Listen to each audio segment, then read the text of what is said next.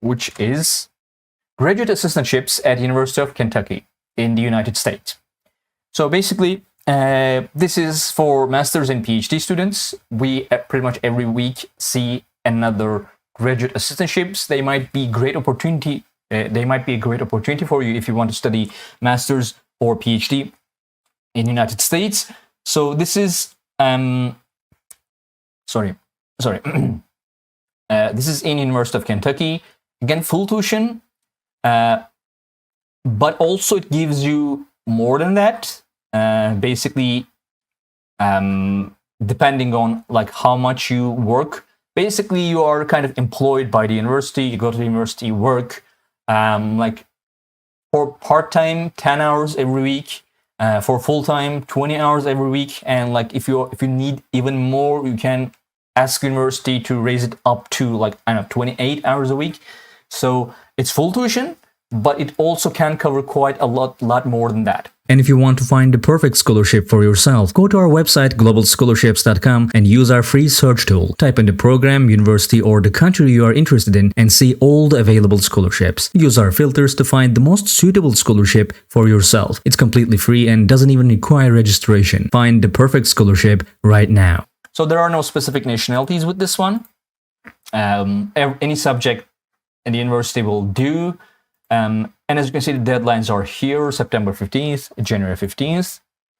So you get partial or full tuition, biweekly stipends, parental leave.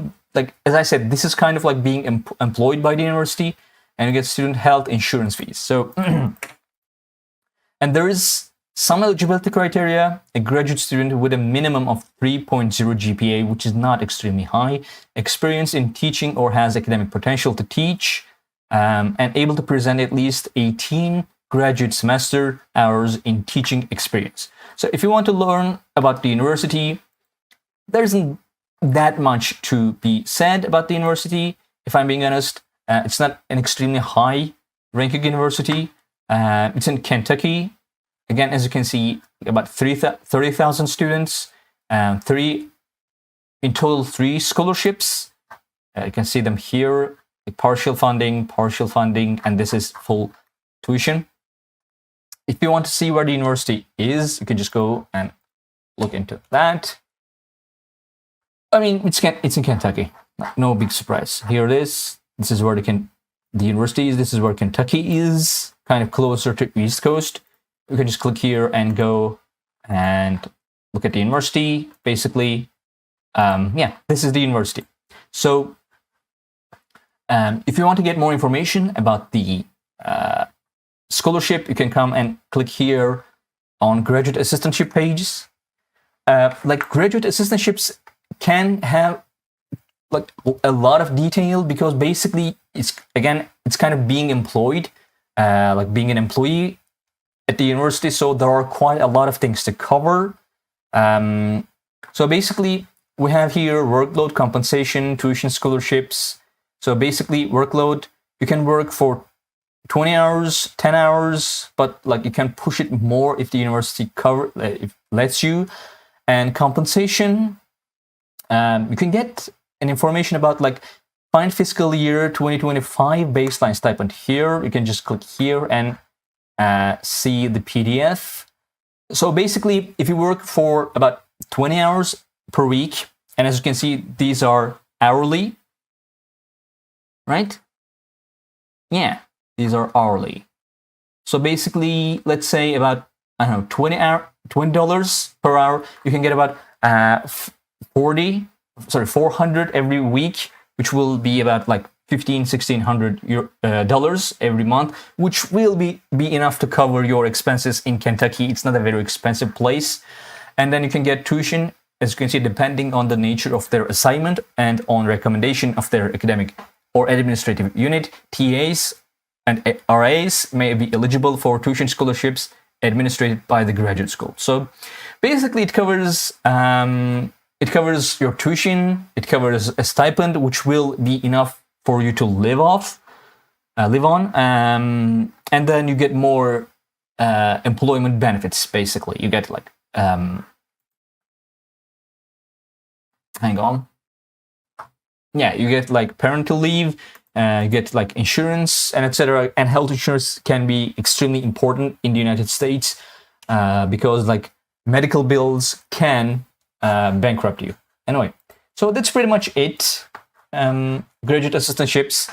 Eamon, do you want to add anything about this one? I guess just a general reminder that for graduate assistantships, you don't get them before being admitted, but later on, you just apply for them as a job, as you ascertain so many times. So since they're job positions and not like your standard scholarships, you would get admitted to the university and then apply for these, which means that when you apply to the university and get accepted and decide to study in that country, you need to keep in mind that the assistantship is not part of the package of admission, but it's something that you could get or could not get, which means that you need to make sure that you can support yourself regardless of whether you get the assistantship. Just what I find weird is that this is listed as full tuition, but to me it just seems that like it's fully funded because there's a stipend, there's a full tuition, and other things like health insurance and paid leave, I guess parental leave. So I'm not sure why it's the full tuition. Maybe it's just because it's the default on our back end, and sometimes people who do these scholarships forget to change it. But I guess I can just edit it myself. One thing, but other than sorry, yes, one thing that I see is like here in tuition scholarships, the wording makes me feel like it won't certainly absolutely cover your full tuitions. So like there's a possibility that it will be less than full tuition, like it will cover less than your tuitions, or it will not cover your tuitions.